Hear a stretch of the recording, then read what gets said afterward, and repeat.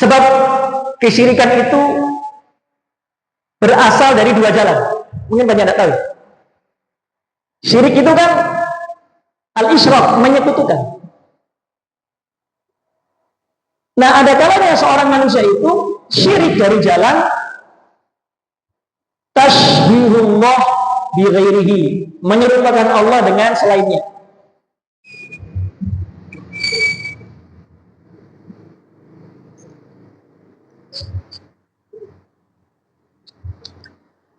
Assalamualaikum warahmatullahi wabarakatuh. Alhamdulillahi rabbil alamin.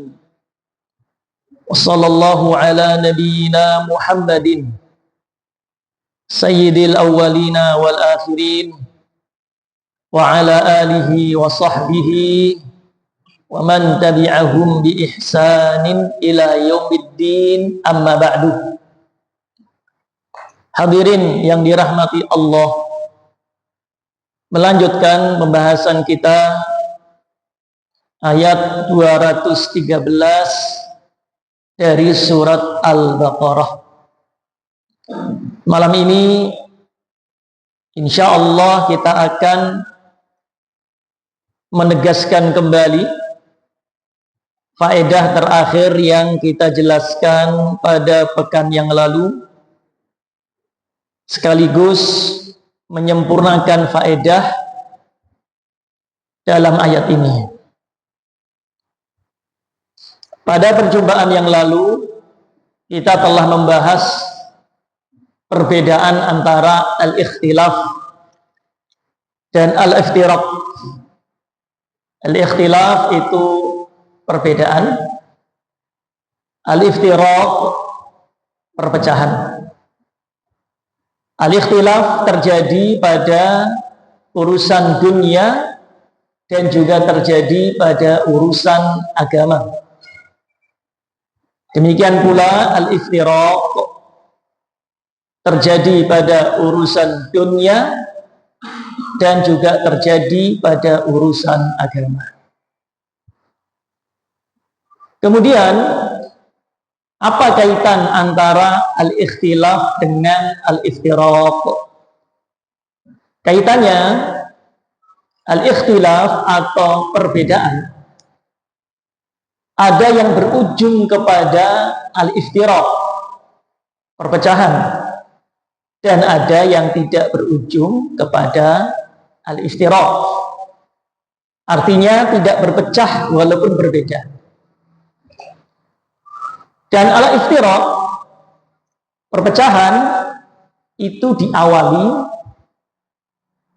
dari al-ikhtilaf. Kemudian para jamaah sekalian, terkait dengan al-ikhtilaf di dalam masalah agama, kemarin juga kita sebutkan bahwasanya pokok ajaran agama itu ada 3. Yang pertama al-aqidah, yang kedua al-fiqh, yakni hukum halal haram, ibadah, muamalah dan sejenisnya, dan yang ketiga al-adab. Nah, masing-masing dari pokok ajaran agama yang 3 ini masing-masingnya terbagi 2. Terbagi dalam perkara usul dan furu'. Sehingga kesimpulannya ada perkara agama yang merupakan akidah, yang merupakan usul akidah, ada furu' akidah. Demikian pula dalam masalah halal haram fikih, ada yang usul dalam perkara fikih dan ada yang furu'. Demikian pula dalam masalah adab, ada yang masuk dalam perkara usul, ada yang masuk dalam perkara furu'. Perkara usul al-inti yang disepakati oleh as-salaf. Al-furu' rincian dari perkara usul yang tidak jarang para salaf itu berbeda pendapat. Nah, para jamaah sekalian, lalu apa sikap kita di dalam masalah usul dan furu ini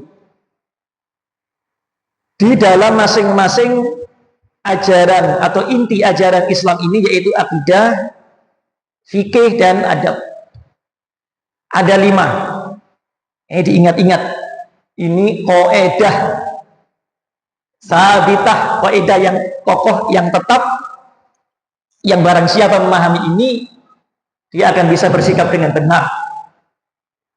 Pada perkara usul, usul akidah, usul fikih, usul dalam masalah adab, yang pertama harus sama, tidak boleh beda. Tidak ada toleransi. Yang berbeda berarti gak benar. Yang kedua, boleh mengingkari seseorang atau kelompok yang menyelisihi perkara usul akidah. Mengingkari dengan keras, bahkan wajib. Yang ketiga, boleh mengilzam, memaksa orang lain untuk ikut, ya, dengan apa yang menjadi kesepakatan dalam usul, baik usul akidah, usul dalam masalah fikih dan adab. Boleh maksa orang lain, boleh ilzam, kamu harus ikut saya.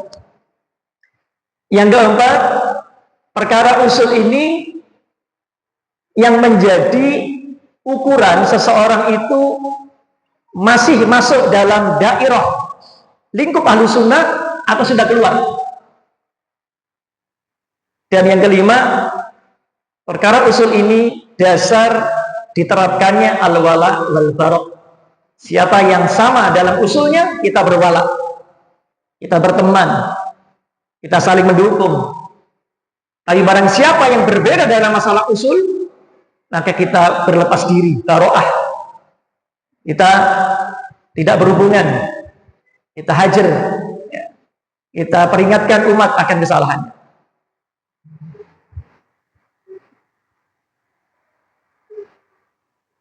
Adapun perkara furu, maka kebalikan.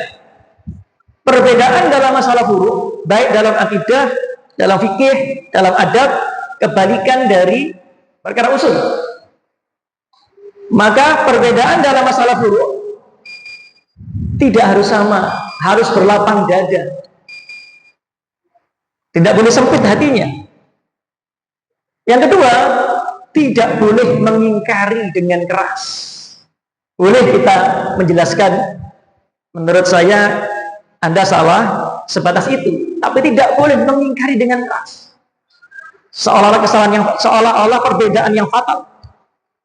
Ya, sebagaimana kaidah para ulama, la yunkar fil mukhtalafihi wa innama yunkaru fil mujma' alaih. Tidaklah diingkari dengan keras pada perkara-perkara yang diperselisihkan ulama, hanya perkara yang disepakati ulama yang boleh diingkari dengan keras. Yang ketiga, tidak boleh ilzam, tidak boleh memaksa orang lain untuk ikut kita, karena perkara furu. Tidak boleh maksa, harus ikut saya. Yang keempat, perbedaan dalam masalah furu bukan merupakan dasar seseorang masuk ke dalam lingkup Ahlussunnah atau sudah keluar menjadi ahlul bidah. Dan yang kelima, perbedaan dalam masalah furu bukan menjadi dasar diterapkannya kaidah wala wal bara. Tidak boleh gara-gara beda dalam masalah furu terus musuhan, itu tidak boleh, haram. Terus saling membenci, tidak boleh. Jelas ya, ini 5 kaidah terkait masalah usul dan furu. Baik, kita beri contoh saja, misalnya perbedaan di dalam masalah yang sering kita temui, yaitu qunut subuh dan tidak qunut subuh. Ini perbedaan fikih dalam masalah furu. Tidak boleh kemudian gara-gara masalah ini hatinya sempit. Yang satu sempit melihat yang lain. Yang qunut gak senang nonton uang gak qunut. Begitu sebaliknya, tidak boleh. Tidak boleh mengingkari dengan keras satu dengan yang lain. Tidak boleh maksa, yang qunut maksa, yang gak qunut harus ikut qunut. Yang gak qunut maksa, jangan qunut, tidak boleh. Tidak boleh juga yang keempat, orang yang kunut atau tidak kunut divonis sebagai ahlul bid'ah gara-gara kunut gak kunut. Itu tidak boleh. Dan juga tidak boleh membenci, memusuhi gara-gara masalah kunut gak kunut. Tidak boleh. Sehingga sing kunut ahlul bid'ah, jangan menjadi makmum di belakang orang yang kunut, atau sebaliknya, tidak boleh. Jelas para jamaah sekalian ya. Contoh lagi, talqin mayit di kuburan, setelah di kuburan nih, bukan sebelum mau mati. Saya kan kemarin sebut, bukan, enggak. 2 minggu yang lalu saya sebut ya. Perkara mentalkin mayit setelah dikubur, bukan ketika mau mati. Ini perkara ini usul atau furu? Furu. Sudah terjadi beda pendapat di kalangan salaf. Dan kemarin saya menukil sebagian ucapan Ibnu Taimiyah ketika ditanya. Kesimpulannya kata beliau, al-khulasah, kesimpulannya untuk perkara ini salah satu akwal, ada 3 pendapat menurut salaf. Kan kita ini ngikuti salaf kan? Bukan ngikuti kholaf kan? Kalau serius ngikuti salaf ya, kita harus tahu siapa salaf. Beliau mengatakan yang pertama al-ibahah. Maaf, istihbab yang pertama, dianjurkan. Yang kedua, al-karohah, tidak disukai. Dan yang ketiga, al-ibahah, boleh. Lalu beliau mengatakan, wahada a'dalul aqwal. Dan boleh, pendapat yang membolehkan talqin mayit di kuburan, itu pendapat yang paling pas, paling tepat. Kata siapa? Ibnu Taimiyah rahimahullah ta'ala. Menukil ucapan salaf. Banyak ulama salaf yang Ahmad bin Hanbal, ya, dari ashabnya, murid-muridnya, pengikutnya, dari kalangan Syafi'iyah dan sebagian Malikiyah dan tabi'in, Abu Umamah Al-Bahili, Wa'ilah bin Asqa dan yang lain. Bahkan dikatakan ini amalan ahlu Syam, penduduk Syam. Dan tidak ada yang mengingkari pada saat itu, satu pun tidak ada. Nah, berarti apa para jamaah sekalian? Ini masalah buruk. Tidak boleh kemudian gara-gara perkara ini tukaran. Tidak boleh. Ya, makanya begini para jamaah sekalian, saya sering ingatkan, ayo, slogan kita itu bagus, hanya lebih diseriusi, lebih dipahami. Kembali kepada Al-Quran dan Sunnah dengan pemahaman salaf. Siapa salaf itu? Ya, salaf itu ya sahabat, tabi'un, tabi'ut tabi'in. Kalau secara syakhs, secara personal, dan kalau secara zaman 3 kurun awal, berarti 300 Hijriah ke bawah. Maka para a'immah, ulama pembesar, para ulama yang masih masuk zaman ini generasi salaf. Wa minhum, dan di antara mereka al-a'immah al-arba'ah. 4 ulama apa? Muassis yang menjadi apa? A'immahnya 4 madhab.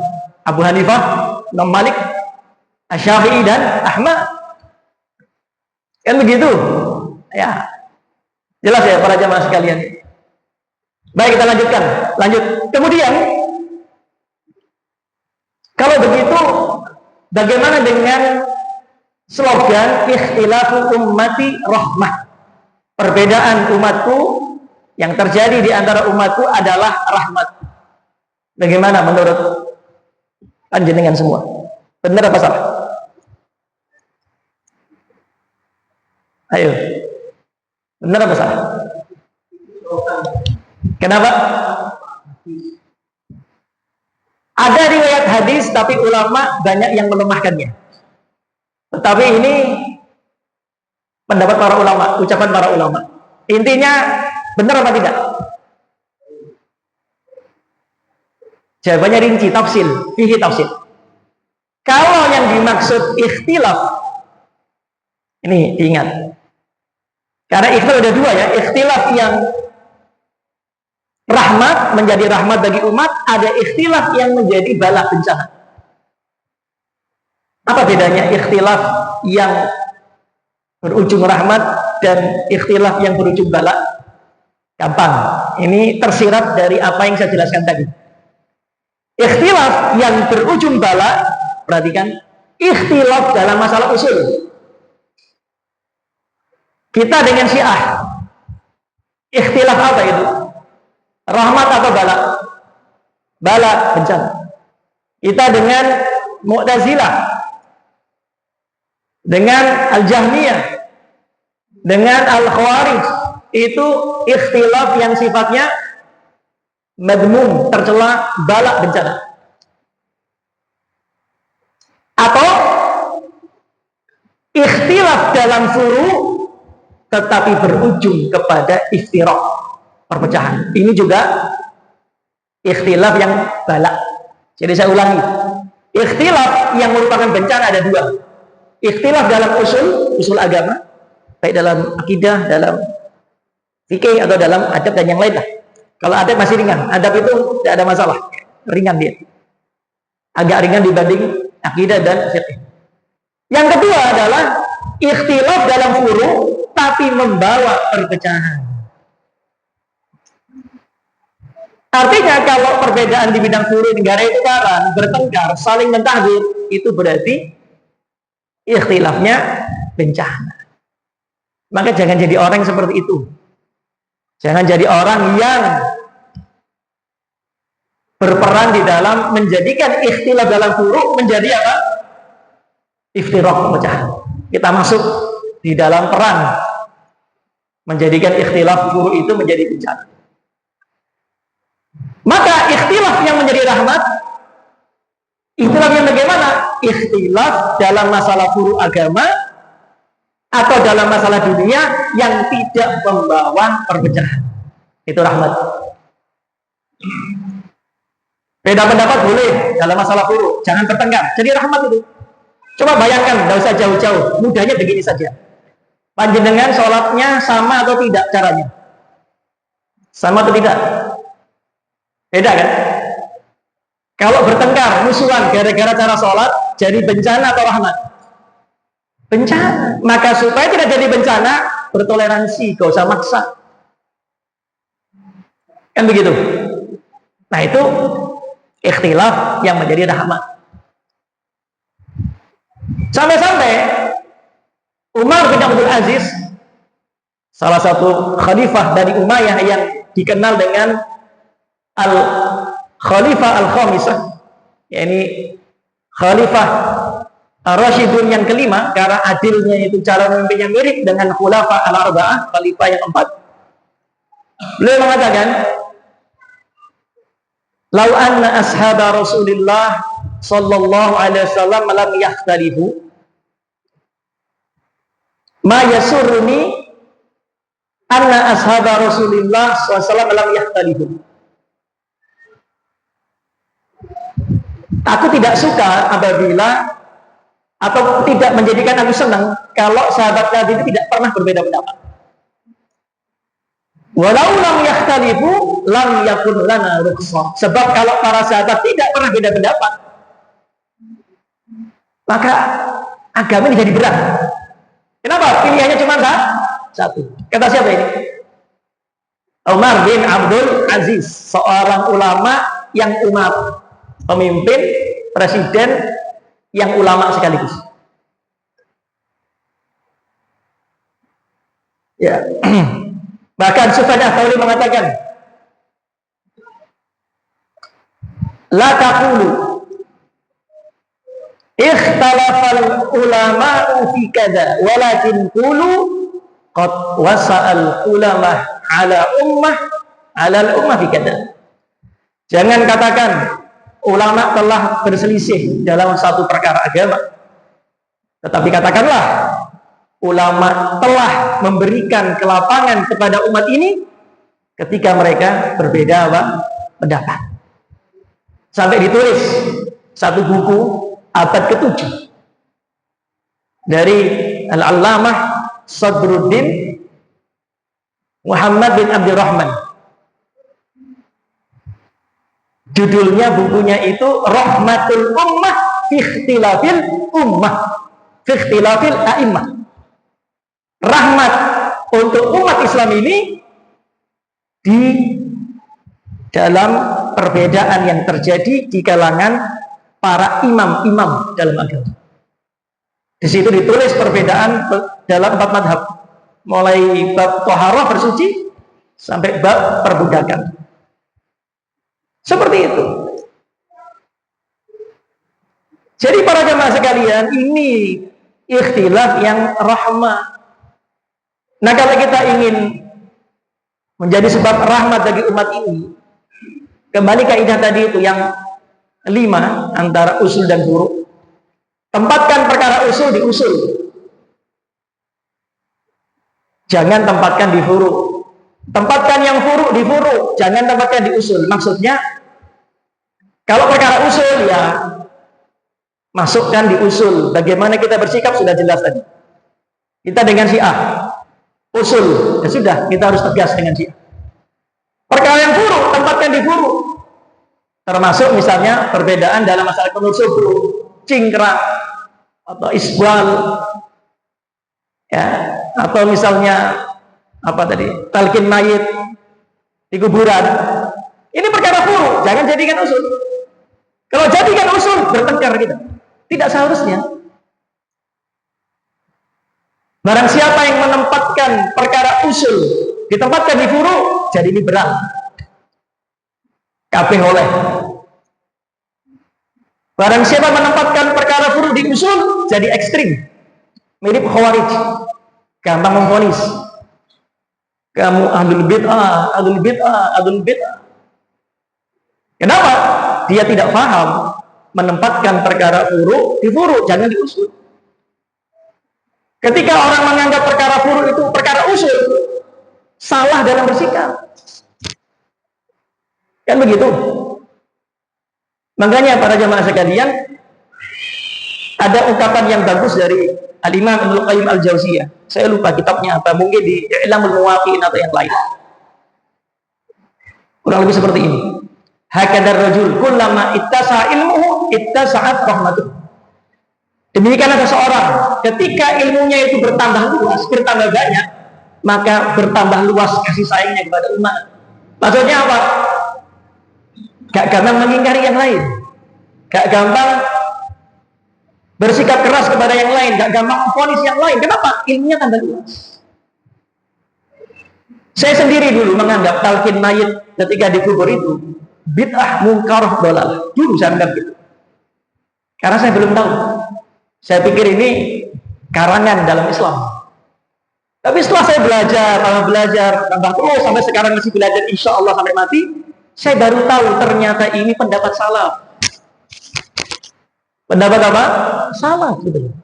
Dan sebagian dari bapak-bapak kemarin sudah menginformasikan kepada saya, sudah mencari. Cari. Ya, jangan percaya langsung ucapan saya. Cari. Kita punya media yang cukup canggih untuk mencarinya. Kan begitu.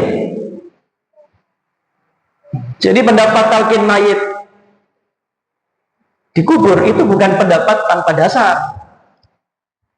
Itu pendapat para salaf tentu dengan dalil-dalilnya.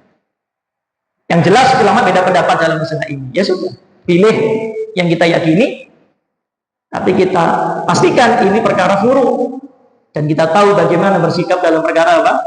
Furu'. Kemudian hati-hati. Ahlul bid'ah itu cirinya 2. Saya tegaskan yang kemarin. Yang pertama, menyelisih perkara usul.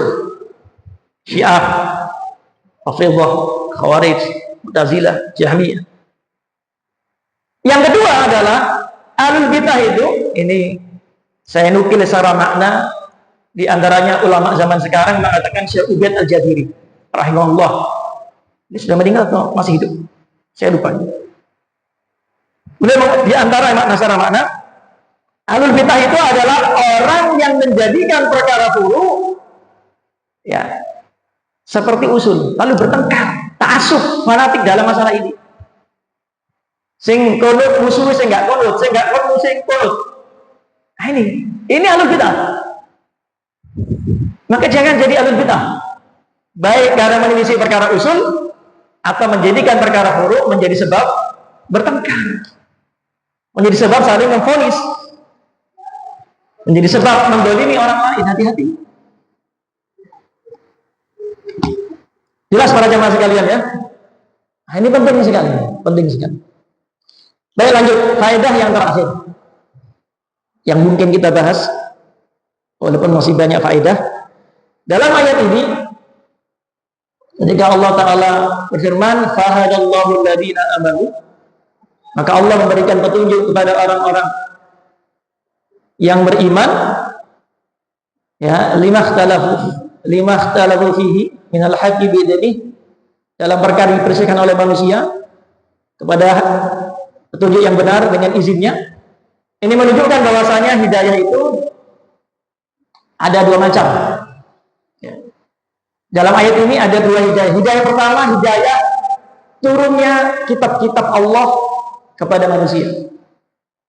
Lalu oleh para nabi dan rasul dijelaskan, ini yang benar, ini yang salah, tauhid, syirik, hak, batil, halal, haram. Ini disebut hidayatul bayan wal irsyad. Penjelasan, hidayah berupa penjelasan, sekedar menjelaskan. Ini sebagaimana dalam firman Allah surat Asy-Syura, Rasulullah Ta'ala mengatakan, wa innaka latahdi ila siratal mustaqim. Dan sungguh engkau ya Muhammad betul-betul memberi petunjuk manusia kepada jalan yang lurus. Artinya Nabi menjelaskan, dan penjelasan beliau itu penjelasan yang benar. Hidayah yang kedua adalah hidayah taufik wal amal. Hidayah berupa menggerakkan hati seorang untuk mengamalkan apa yang dia ketahui. Kalau dia tahu baik, dia kerjakan. Kalau dia tahu salah, dia tinggalkan. Nah, yang menggerakkan hati itu namanya hidayah taufik. Agar seorang bisa menyesuaikan, mencocokkan antara ilmu dengan amal. Ini sebagaimana firman Allah di surah Al-Qasas, innaka la tahdi man ahbabta walakinallaha yahdi man yasha. Sesungguhnya engkau Muhammad tidak bisa memberi petunjuk kepada orang yang kau cintai. Akan tetapi hanya Allah yang bisa memberi petunjuk kepada siapa yang dia kehendaki. Apa bedanya antara hidayah al-bayan wal irsyad, penjelasan, dengan hidayah taufik? Bedanya, kalau hidayah bayan irsyad itu hanya menjelaskan, dan Nabi bisa melakukannya, ya. Tapi kalau hidayah taufik itu menggerakkan hati untuk mengamalkan apa yang diketahui, dan hanya Allah yang bisa. Makanya di surat Al-Qasas itu disebutkan tentang kisahnya Nabi sedih karena pamannya Abu Thalib mati dalam keadaan kafir. Padahal Nabi ingin sekali agar pamannya beriman, ternyata tidak bisa. Sampai akhir beliau dalam agama kesyirikan. Maka Allah memberikan hiburan kepada Nabi. Kau tidak bisa memberi petunjuk, orangnya kau cinta itu tidak bisa. Itu hak Allah untuk menggerakkan hati mengikuti kebenaran. Padahal Abu Thalib tahu persis Nabi Muhammad itu benar, tidak salah. Nah, apa faedah kita memahami dua jenis hidayah ini? Faedahnya dua. Yang pertama kaitannya dengan diri kita sendiri, dan yang kedua kaitannya diri kita dengan orang lain. Kaitannya dengan diri kita sendiri, para jamaah sekalian, yang pertama, hidayah itu diupayakan, diusahakan. Ada usaha. Yang ngaji ini termasuk alhamdulillah usaha. Yang kedua adalah, kalau kita tahu yang menggerakkan hati kita itu cuma Allah untuk mengamalkan yang kita ketahui, maka mintalah kepada Allah hidayah taufik. Hidayah apa? Taufik. Dengan apa? Banyak berdoa kepada Allah. Ya Allah, berikan aku kemampuan untuk mengamalkan yang aku ketahui. Makanya ada doa yang tentang sumbernya doa ini itu ulama berbeda pendapat. Doa ini tapi bagus isinya dan sangat boleh diamalkan. Yaitu apa? Allahumma arinal haqqa haqqa warzuqna tiba'ah wa arinal batila batila warzuqna ijtinabah. Ya Allah, tampakkanlah kepadaku yang benar itu benar, jelas. Jangan sampai kabur sehingga aku tidak tahu kalau itu benar. dan berikan aku ya kemampuan untuk mengikutinya, dan tunjukkan kepada aku, tampakkan kepadaku yang salah itu salah, agar aku tidak tertipu, dan beri aku kemampuan untuk menjauhinya. Ini minta apa? Petunjuk, hidayah, bayan, irsyad, dan hidayah apa? Taufik sekalian. Dan jangan seorang itu bersandar kepada dirinya, jangan wah aku ini ngaji pasti selamat. Ngaji saya itu seminggu kalau 8 hari, seandainya 1 minggu ada 8 hari, 8 hari saya ngaji. Merasa ya bisa meraih hidayah tanpa bantuan Allah, salah. Jangan sampai kita merasa tidak butuh sama Allah, keliru. Merasa butuhlah kepada Allah, terutama dalam masalah hidayah ini. Al-Imam Abu Ja'far At-Tahawi mengatakan dalam bagian-bagian akhir dari risalah Al-Aqidah Tahawiyah, beliau mengatakan, wa yamliku kulla syai' wa la yamlikuhu syai' wa la ghina 'anillahi ta'ala tarfata 'ain wa man istaghna 'anillahi ta'ala tarfata 'ain faqad kafar wa sara min ahlil hain. Dialah Allah yang memiliki segala sesuatu. Semua milik Allah, Pak. Tapi dia tidak dimiliki oleh sesuatu pun. Tidak ada dimiliki. Allah tidak dimiliki yang lain. Allah memiliki yang lain dan tidak dimiliki oleh yang lain. Dan tidak ada kecukupan dengan Allah. Tidak ada, tidak butuh kepada Allah walaupun sekejap mata. Artinya apa? Kebutuhan kita kepada Allah ini sangat besar, bahkan inti daripada hakikat diri kita. Kenapa? Karena kehidupan, kematian kita di tangan Allah, rezeki kita di tangan Allah, wujudnya kita dari Allah. Alam semesta ini yang menjadi rezeki bagi kita dari Allah. Jadi tidak mungkin orang itu merasa cukup atau tidak butuh Allah walaupun sekejap mata. Nabi sini mengatakan, wala takilni ila nafsi tarfata ain, jangan kau serahkan diriku kepada diriku sendiri. Jangan kau serahkan urusanku kepada diriku sendiri, merasa tidak mampu. Dan barang siapa yang merasa tidak butuh kepada Allah walaupun sekejap mata faqad kafar, sungguh dialah kafir. Dalam arti ini yang memang betul-betul kafir. Tidak percaya kepada Allah, tidak yakin kepada Allah, menyembah selain Allah, lalu tidak butuh kepada Allah. Ya kalau orang tidak percaya sama Allah kan tidak butuh kepada Allah. Orang tidak percaya. Makanya perasaan butuh kepada Allah itu harus ditanamkan dalam jiwa kita, dalam hati kita, dan dikembangkan, ditumbuhkan sampai menjadi kuat, jadi subur. Sehingga tidak seorang pun dari kita, seorang hamba, berjalan kecuali dia yakin tidak mungkin bisa berjalan kecuali dengan izin Allah.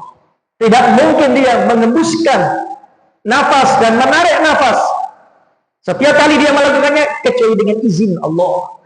Tidak mungkin dia bisa membuka kelopak matanya, menutup matanya kecuali dengan izin Allah. Sampai seperti itu.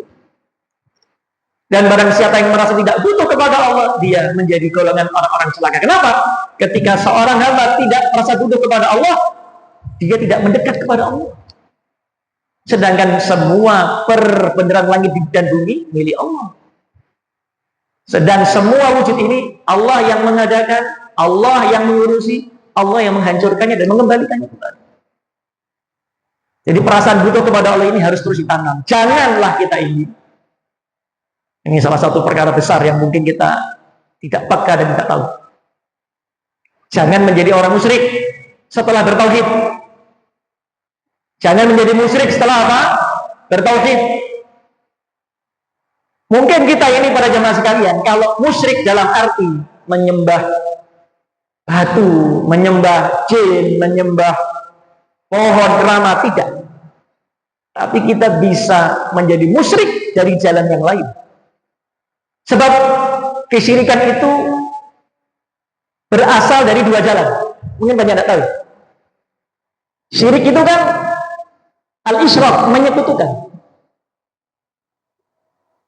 Nah, ada kalanya seorang manusia itu syirik dari jalan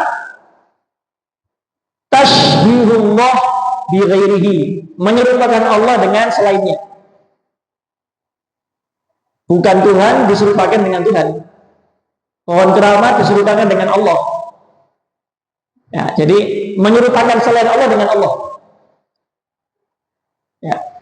Pohon keramat itu tidak bisa apa-apa, tapi disamakan dengan Allah yang kemudian pohon ini dianggap bisa beri manfaat dan mudarat. Maka ini apa? Jalan menyamakan Allah, menyerupakan selain Allah dengan Allah. Insya Allah kita selamat dari ini, karena kita sering ngaji. Tapi yang seringkali orang yang ngaji, yang merasa sudah bertahu seperti kita ini, terseret terjerumus syirik yang kedua, yaitu tasbihullah bi nafsihi, menyerupakan Allah dengan dirinya sendiri. Jadi bukan sesuatu di luar dia yang disamakan dengan Allah, tapi dirinya menyamakan dirinya dengan Allah. Apa contohnya? Merasa pinter. Yang punya ilmu siapa? Al-alim, merasa pinter. Merasa iso, pada al-qadir siapa yang mampu? Allah. Ya, merasa bisa mendapat rezeki gara-gara dirinya, ilmunya, kemampuannya, strateginya. Padahal yang ar-razzaq memiliki siapa? Allah. Nah, ini syirik yang sering kita tidak sadari. Merasa iso, merasa hebat, sombong. Yang berhak sombong siapa? Allah. Terus kita sombong, berarti kita nyaingi siapa? Nyaingi siapa? Itu syirik atau tidak syirik? Secara hakikat syirik, walaupun secara hukum syariat tidak dianggap syirik. Tapi hakikat, kita bicara hakikat syirik itu. Kenapa? Menyamakan dirinya dengan Allah. Yang boleh sombong Allah, kalau kita ikut sombong. Al-azamah, izari, wal kibriya, ridai, keagungan, pakaian bawahku, kata Allah. Permisalan ini. Dan kesombongan, pakaian atasku. Siapa yang merebutnya dariku atau menyainginya, ya, menyaingi diriku dalam salah satu dari keagungan dan kesombongan, adzabtuhu, aku pasti akan mengadabnya. Karena Allah tidak mau disaingi. Lah ini lagi syirikan yang terjadi di kita yang sering ngaji. Makanya betul kata unen-unen nih, ucapan orang-orang Jawa itu, filsafah Jawa. Filsafah Jawa itu rumongso, iso rumongso, ojo rumongso, iso. Bisalah merasa sadar diri kita itu siapa. Kita ini bukan siapa-siapa. Jangan merasa hebat di hadapan Allah, jangan merasa hebat di hadapan makhluknya Allah. Sama-sama tidak boleh. Jangan sampai kita sujud, Masya Allah, seolah-olah kita tunduk kepada Allah, tapi punya rasa sombong, merasa berjasa kepada Allah, atau menyombongkan diri di depan makhluknya. Sama. Jangan. Iso rumongso, ojo rumongso. Nah, di antara bentuk rumongso iso itu sok pinter gitu. Sok tahu, kita semua gitu, pernah kita begitu. Kalau ada satu pendapat dalam agama, keburu kita mengatakan tidak ada dalilnya. Keburu kita mengatakan ini menyelisih sunnah. Keburu kita mengatakan ini pendapat yang tidak berdasar. Padahal sudah kita mencari memang betul masalah ini di kitab-kitab para ulama. Ini seringkali ucapan-ucapan saya dengar. Ya dulu saya juga seperti itu. Gampang sekali mengatakan, wah ini menyimpang, ini tidak ada dalilnya, tidak berdasar. Ucapan tidak ada dalilnya itu potensi kedustaan. Kenapa para jamaah sekalian? Dan potensi kesombongan. Kenapa juga para jamaah sekalian?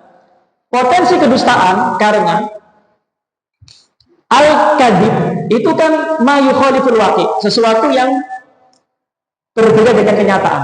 Amdan kana au khata'an. Ya. Amdan kana au ghairu amdin. Baik sengaja tidak sengaja. Jadi kalau ada orang menyampaikan sesuatu yang berbeda dengan kenyataan, dia sengaja atau tidak, itu sama-sama disebut bohong dalam bahasa Arab. Jadi mengerti ya? Kalau sengaja itu kan dia tahu yang benar, tapi ngomongnya enggak. Dia tahu tapi ngomong enggak. Itu namanya sengaja. Kalau enggak sengaja, Ya tadi itu dia berbicara pada dasar, tidak ada, padahal ada, dia belum cari. Padahal berapa kitab yang sudah dicari? Coba tafsir Quran, berapa yang dia khatam? Yang kita khatam lah. Jalan lain khatam enggak? Itu tafsir termasuk paling ringkas itu. Tafsir ulama al-mutaqaddimun yang termasuk paling ringkas, tapi isinya mengandung 8 ilmu. Ringkas tapi dalam. Belum Ibnu Katsir, belum Al-Qurtubi, belum At-Tabari, dan lain-lain. Ratusan kitab tafsir di dunia ini. Sampai sekarang pun ada. Ditulis oleh para ulama. Hadis yang dianggap sahih kata para ulama sekitar 100 ribuan hadis. Berapa yang kita pernah baca? Sahih Bukhari saja, kalau tidak diulang hadisnya itu hanya sekitar 2 ribuan hadis lebih. Sahih Muslim saja, kalau tidak diulang yang mirip-mirip atau sama, itu sekitar 7 ribuan lebih. 100 ribu. Kita fikih, berapa ribu? Berapa banyak? Kok kemudian kita tergesa mengatakan tidak ada? Maka dia berpotensi bohong dengan sengaja. Memang dia sudah cari, dia sudah khatam semua kitab di dunia ini, tapi dia mengatakan tidak ada. Atau dia belum mencari, hanya dugaan saja. Ini kan dusta juga. Jangan seperti itu. Dan yang kedua adalah potensi kesombongan. Kenapa? Dia merasa ilmunya sudah puncak. Lalu kita ini seberapa ilmu kita? Begitu mudahnya mengatakan tidak ada. Makanya jangan merasa bisa. Lebih baik, saya dapat nasihat dari beberapa masyayikh saya yang belajar dengannya. Kalau kau ditanya tentang sesuatu, kau tidak tahu pasti, katakanlah saya tidak tahu. Tapi setahu saya yang sampai padanya ilmu, menurut saya begini. Cuma bukan berarti yang lain tidak ada. Bisa jadi ada, cuma saya tidak tahu. Itu yang betul. Itu tawadhu. Imam Malik saja ditanya 40 soal, dijawab cuma 4. Bukan tuminter gitu loh. Karena memalukan sekali kalau dalam pandangan kita. Imam Darul Hijrah, mufti dunia salah satunya, kok ditanya 40 soal dijawab cuma 4. Bagi kita ini bodoh itu, kita mana? Justru alimnya gitu. Itu. Baik, kemudian yang berikutnya apa tadi?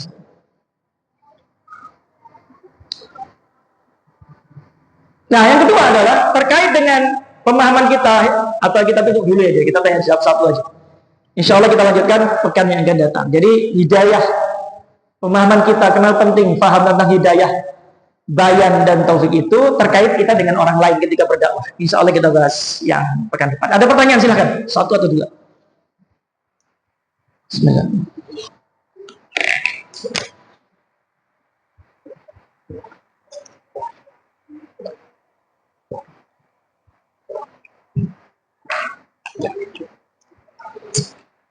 Baik, saya kira demikian. Insya Allah kita lanjutkan pada perjumpaan yang terakhir. Saya nasihatkan untuk saya sendiri pribadi khususnya para jamaah, berendah hatilah, tawadhu'lah. Ilmu itu luas. Ilmu itu luas.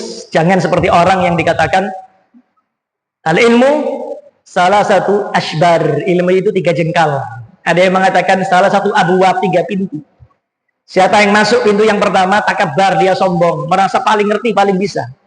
Gampang sekali berkomentar, gampang sekali memvonis. Begitu masuk dan meremehkan orang lain, karena dianggap yang tahu cuma dia. Ketika masuk pintu yang kedua atau jengkal yang kedua, tawadhu, mulai rendah hati. Ternyata sing pinter ki pakai di aku tok. Ilmu saya ternyata tidak ada apa-apanya gitu loh. Ketika masuk pintu yang ketiga atau jengkal yang ketiga, alima annahu la ya'lamu syai'a. Dia sadar kalau dia itu tidak tahu apa-apa. Ini bukan ucapan ulama muslimun setahu saya, tapi dari filosof yang kemudian dipegang, diambil oleh para ulama, lalu kemudian karena isinya benar, kemudian ditularkan, disampaikan dari generasi ke generasi. Jadi seperti itu para jemaah sekalian. Jadi jadilah orang yang tawadhu. Ya, tawadhu itu baik. Ya. Man tawadhu'a lillah rafa'ahullah.